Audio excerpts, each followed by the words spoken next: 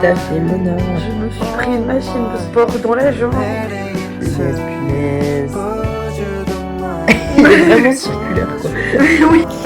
Je suis dans ma deuxième maison. On va aller faire du sport. On va à la salle. On va à la salle. J'ai une bouchée. Est-ce que tu veux pas faire une vidéo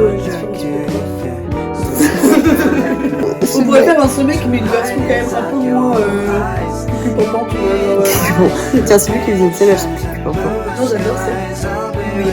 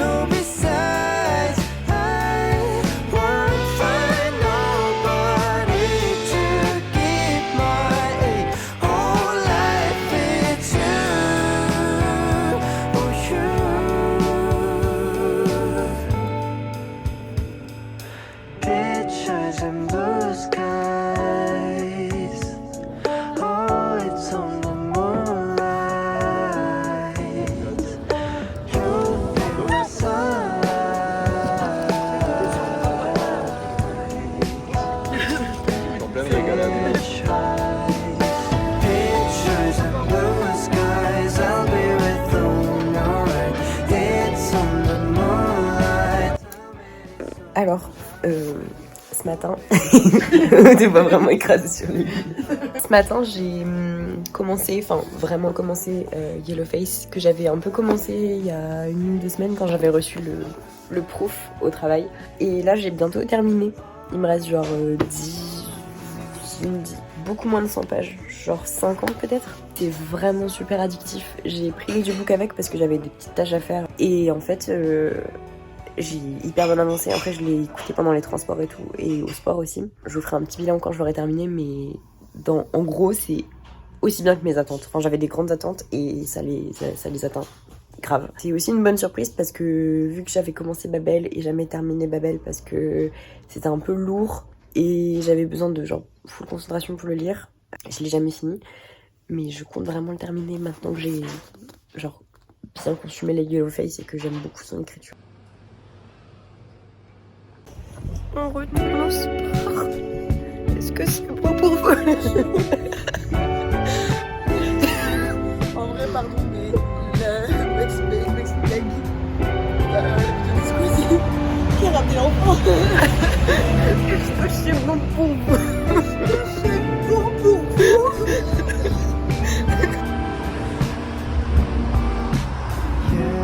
Non, non, non, non, non, non.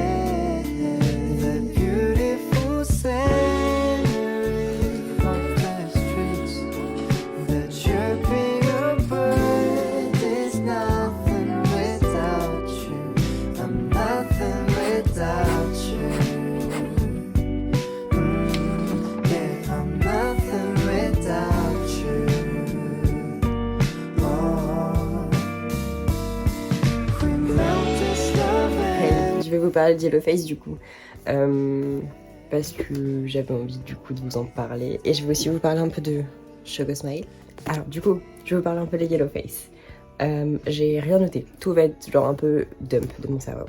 Alors, j'ai eu le service de presse quand c'est sorti, non, genre 2-3 semaines avant la sortie. Je l'ai demandé au travail, du coup l'éditeur nous l'avait envoyé.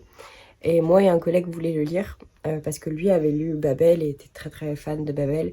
Moi j'étais très intéressée par le plot de Yellowface et j'aime beaucoup R.F. Kuang et j'avais jamais terminé Babel, mais je voyais absolument tout le potentiel qu'il y avait dedans. Et j'ai juste pas terminé Babel parce que je suis nulle pour lire des gros livres intenses et encore plus de la fantasy. Donc c'est pour ça que je l'ai mis en pause. Je compte le lire un jour, surtout que je suis encore plus motivée après avoir lu Yellowface. Ça vous donne déjà une idée de à quel point j'ai aimé le truc. Donc voilà. Alors dans Yellowface, on suit Juniper, enfin June Hayward, qui est une étudiante, enfin maintenant elle est autrice, mais elle a étudié à Yale l'écriture, avec une amie à elle, plus ou moins amie, qui s'appelle Athena Liu, et qui est genre maintenant devenue New York Times bestseller, hyper populaire. Elle a écrit des trucs, genre des masterpieces, qui en plus de ça est super belle, qui est hyper populaire sur les réseaux, une grosse star. Et en fait, June a toujours été un peu dans son ombre et a jamais réussi à aller aussi loin qu'Athéna. Du coup, il y a toute cette problématique aussi par rapport à l'édition et tout, qui parle de, en gros, mettre en avant les minorités, tout ça. Par contre, on suit un personnage, du coup, un protagoniste qui est blanche et qui va critiquer ce phénomène-là et qui va, en gros, à la mort de son amie Athéna, voler son manuscrit qui parle de l'histoire très importante de soldats chinois pendant la Première Guerre mondiale. Et en fait, elle va l'éditer et le publier à son nom, en fait, sans créditer Athéna. Ce livre est écrit de la manière un peu d'une fiction contemporaine où on suit un personnage à la première personne, dans sa tête, tout ça. R.F. Kuang, du coup, est Chinese English ou American, je sais plus. Et elle est spécialisée dans les Asian Literature Studies et dans la traduction, tout ça, tout ça. Et j'ai trouvé ça hyper intéressant qu'une autrice comme ça écrive ce genre de livre. Enfin, si c'était pas un peu nécessaire, parce que c'est vraiment une critique ouverte du monde de l'édition en ce moment, surtout aux États-Unis. Je pense qu'on peut retrouver aussi un peu ça en France sous certaines formes. J'ai trouvé ça absolument incroyable. Donc on va vraiment suivre le process de A à Z de la publication du roman à toutes les mauvaises réceptions, les premières critiques, comment la personnage principale va gérer ce truc de mentir en ayant volé un manuscrit qui, en plus de ça, est de l'appropriation culturelle, à quel point est-ce qu'il faut engager des genre sensitivity readers quand on publie des textes avec des gens qui ne nous concernent pas, des minorités qui ne nous concernent pas. Je sais pas si en le lisant on arrive à se dire que R.F. Kuang est une écrivaine de fantasy parce que qu'elle a eu de la fantasy, parce que c'était tellement bien fait. La manière dont elle écrivait, c'était vraiment très genre incisif, en mode on était vraiment dans les pensées de Juniper. Assez fascinant, du coup. Des fois, on se disait, oh mon dieu, mais c'est hyper toxique la manière dont elle pense, et c'est ça qui est fantastique à propos d'avoir un protagoniste qui est pas reliable, un point de vue biaisé, en gros. J'ai bien aimé le twist un peu thriller qu'a pris le livre. J'aurais pas fait la fin de cette manière-là, mais je trouve qu'elle se conclut assez bien. Enfin, ça donne vraiment envie de savoir en fait comment ça va se terminer, parce que il y a de plus en plus elle s'enfonce de plus en plus dans son bourbier en fait, et en tout cas je vous le recommande énormément. Enfin, l'anglais est assez facile si vous lisez pas trop en anglais. Il est assez court et en fait c'est assez engageant, du coup on se rend pas compte des pages qui passent. En gros, 4,5 sur 5, une très bonne lecture.